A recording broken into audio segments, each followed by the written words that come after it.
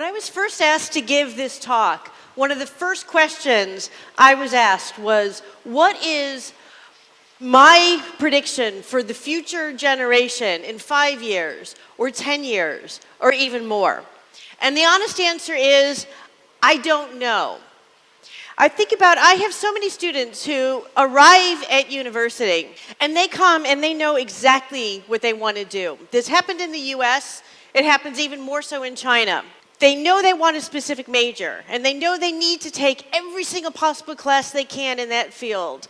And they believe that they need to have a certain internship and publish 2 papers and go to this specific graduate school, all so they can end up at this specific job someday. Well, let me ask you, when I look at this audience, a lot of you are not a lot older than my students. How many of you are still doing a job today that's directly related to what you thought you wanted to do when you started your undergraduate? Raise your hands. Not a lot of people out there. And that's typically true. When I ask an audience, especially like the parents of my students, it's typically 20, maybe 25% at most that are still doing something directly related to their undergraduate degree. And if I think about myself and I think about what's changed since I went to university, first of all, I brought a typewriter with me. How crazy does that sound in 2021? I didn't get my first email address until 6 years after I graduated college. The internet did not become particularly useful until about 2 years after that. The iPhone didn't come out until 20 years after I graduated. The most popular major at Duke Quinshon University today, data science, did not exist when I was in university. Today we read about space tourism and self-driving cars, all kinds of things that were unimaginable. And even the chemistry that I learned, there's so much more now that I never would have guessed at the time I graduated. And when I think about my students, Duke Quinshon will graduate its first class in May 2022. By the time they retire, the retirement age in China will be 67, which means they will retire in the year 2067. Think about that. It's mind-boggling. In those 45 years, I can guarantee that they will see things that they never imagined, and that they will personally change in ways that they cannot conceive of. So what I want to talk about is, how do you plan your career and your life when you know that there's going to be change and you don't know what the world is going to be? Because I don't think it's about coming in with this predetermined pathway and following it. I think it's about creating your own pathway. So that brings me to my first piece of advice. Be open to opportunities. Be open to new things, to taking a detour, to getting lost, to finding yourself in somewhere you never even dreamed of. When I finished university and graduate school, I took a faculty position teaching and doing research in chemistry. And I did that for about 15 years. Then one day, the dean at my former university came and asked me, would I be interested in trying something completely different? And that's how I started on my pathway towards academic administration. Skip ahead a little bit. January 2018, I got contacted by a search firm about the position at Duke Quinshon University. I had no idea that Duke had a university, or was involved in a university in China. I had never heard of DKU, and I certainly had never thought of living in China. But part of me said, I need to at least talk about them, otherwise I'll have what ifs. And I did.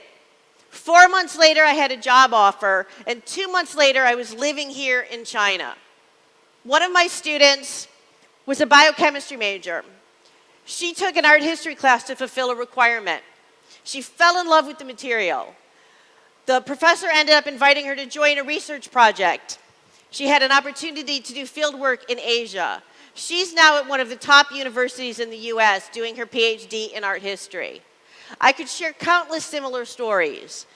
Most of my students have been in science, but they've ended up in careers in business, in investment banking. I had students go to culinary school. I had one become an air traffic controller.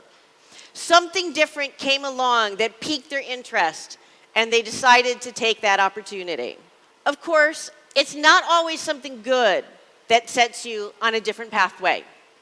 Setbacks happen, and none of us are going to get through this life without experiencing challenges. Maybe you won't get the job that you really wanted.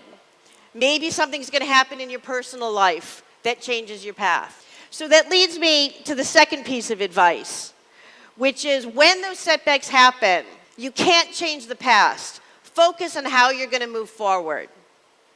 One of my former students was in a horrible accident the summer after his first year at university. He was hit by a truck while riding his bicycle and partially paralyzed. He had to take time away from university to learn how to walk again. I'm sure he had times when he was cursing the unfairness of the situation. But he also took time during his recovery to think about what really mattered to him. He had originally been thinking he wanted to go to law school. He ended up realizing how much he missed the intellectual life of a university.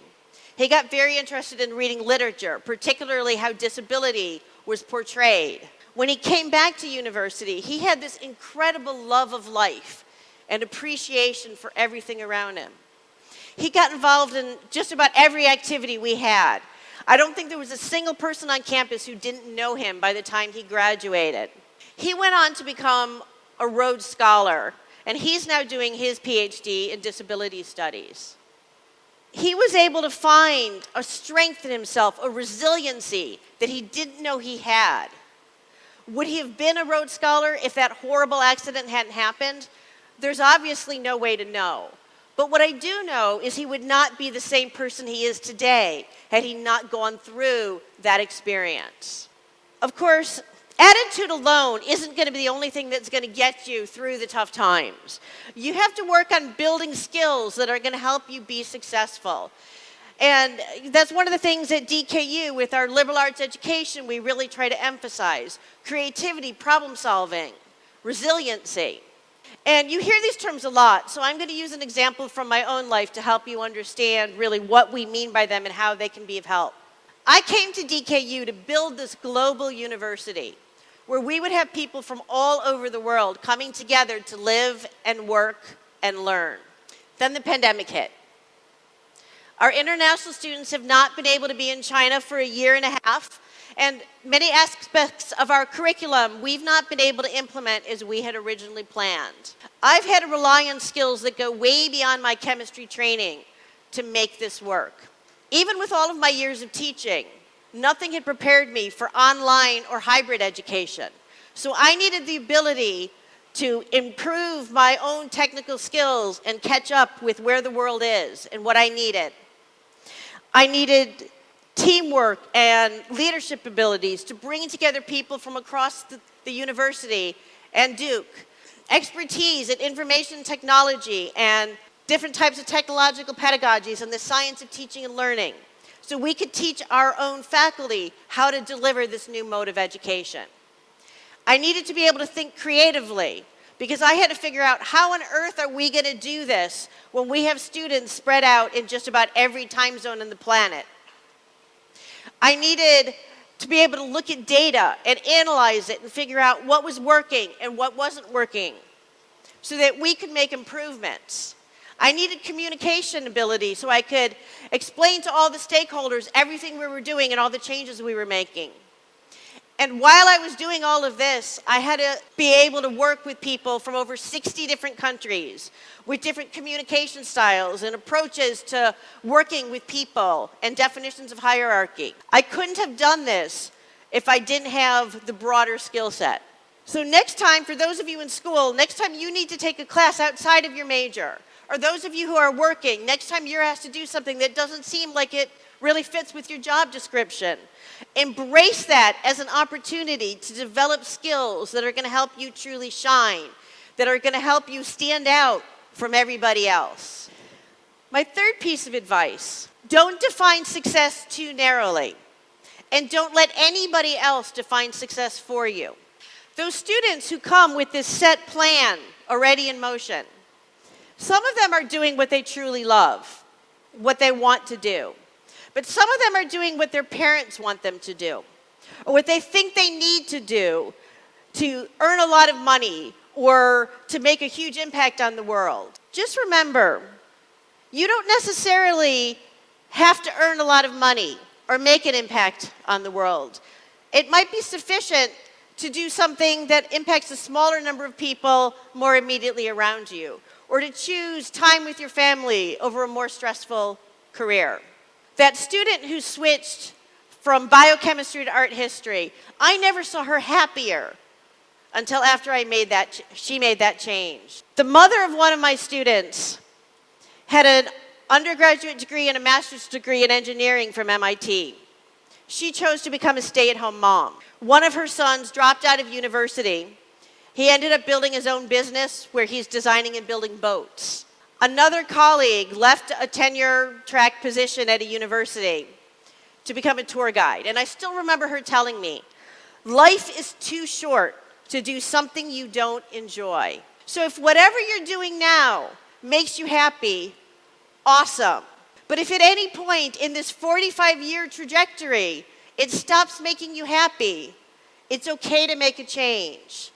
All of these people I mentioned did something that others might have questioned, but they all landed on their feet. They've all been successful.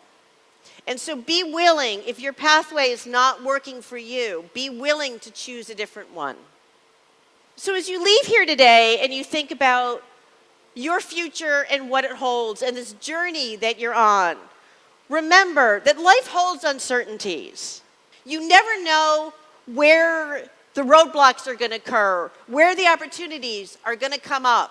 But what you can do is you can work on building the skills that are going to open doors for you or that are going to help you get through the setbacks when they occur. So don't just focus on your technical training. Focus on building all of these other skill sets that are going to make you successful more broadly than just in one individual pathway. And remember as well that it's okay to choose the path less traveled. If a different path speaks out to you, that's okay. So I'm not saying technical skills aren't important. They are. They're what's going to get you into the door. They're what's going to get you the first job, but they may not be what's going to get you the second job or the third job or the new opportunity that takes you in a different direction. And I'm not saying don't plan, because you have to plan. But plan in pencil so that you don't miss those opportunities when they come along that will take you in a wonderful direction. So as you journey your pathway, whatever it may be, you're going to have ups and downs, you're going to have roadblocks, you're going to have all kinds of exciting things happen and some not so exciting things happen. But wherever you go, you never know what's going to lie around the next curve. But whatever it is and how you choose to face it will determine who you become. 谢谢。